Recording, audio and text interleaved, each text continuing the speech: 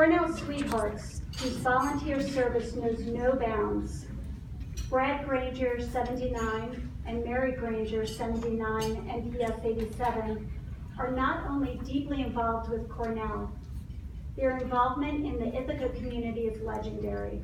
From Brad's service on the Ithaca School Board to Mary's leadership on the Ithaca Public Education Initiative, they are among the most active members of the Ithaca community. Their Cornell involvements include among others, their class, the Johnson Museum, Cornell Plantations, and the Cornell Alumni Association of Ithaca. When I called Brad and Mary to tell them they were recipients of the award, I caught them, of course, on their way to a Cornell event. Congratulations, Brad and Mary.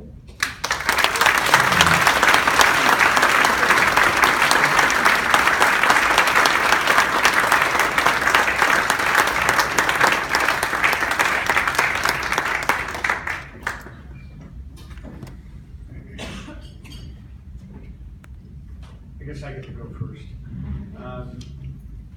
Of course, I want to say thank you so much for this, and we were very surprised by that call, and we did have a few moments to regroup afterwards, since we were actually headed to a meeting. In fact, I was just about to park the car on campus, which you called. But we really appreciate this honor, and of course, I really appreciate everyone who's attended this evening. I see so many familiar faces here this evening. I've been attending Cornell events since Keith Kennedy and then David Call invited me as a student to attend some Cal's alumni events. And of course, there's nothing like a free dinner to get a student to show up. And so I did. I had the pleasure of being seated with Joe King, class of 36. And once you had met Mr. Cornell, it was impossible not to become a loyal volunteer, and so I did. Volunteering for Cornell, or as Mary would say, building community, has been a most enriching experience. We have many friendships from our student years, and through volunteering have added many new friends, many from our class of 79 and others from across the alumni years. Bob Gould and I have been friends since Donlin Hall, and Mary and I like to claim that we introduced Bob and his wife Kathy. They're here this evening. Jeff Weiss, Steve McGash, Lisa Hoyt, who are here this evening, represent other classmates that we had the pleasure of working with since graduation. Chris and Melinda Muller are friends who, though we met outside of Cornell, they were here in the community due to Cornell. I have a decade of working with Rob Ainsley on the local school board. These friendships and connections are a testament to the community, which is Cornell.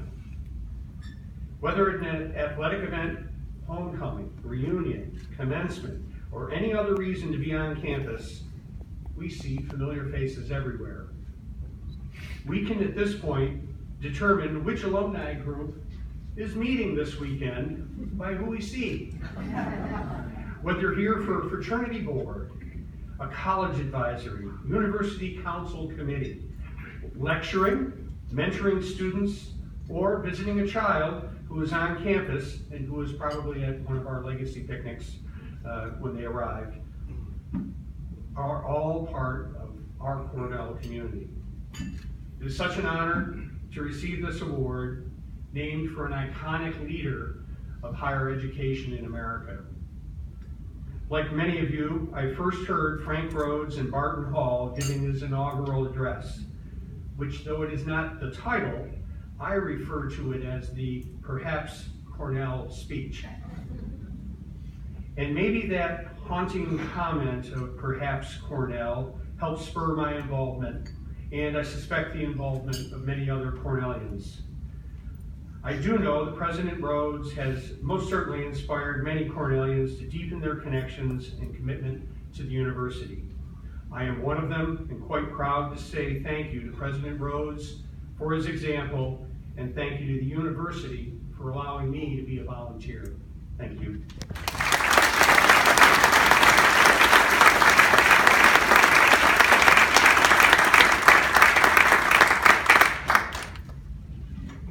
It's often said that we learn everything we need to know in kindergarten. With respect for my formative experiences growing up in another upstate college town, I would like to give thanks for all that I learned because of Cornell. Of course, that started in the classroom and the lab, and as a communication arts major in the College of Agriculture and Life Sciences, that included practical skills, many that I use today, and an incredibly well-rounded education through the generous distribution requirements. In one of those required classes, I met Brad, which is one of the biggest things for which I am grateful. I'm also thankful that my news writing course met on President Rose's inauguration day. We were required to attend and write about our new leader and the very special occasion, submitting our articles by a strict 5 p.m. deadline. I also learned a great deal from my social experiences and extracurricular pursuits, and from the relationships made then, many of which continue today. Yes, I'm talking about you, Lisa, Mary, Sandy, and Kathy.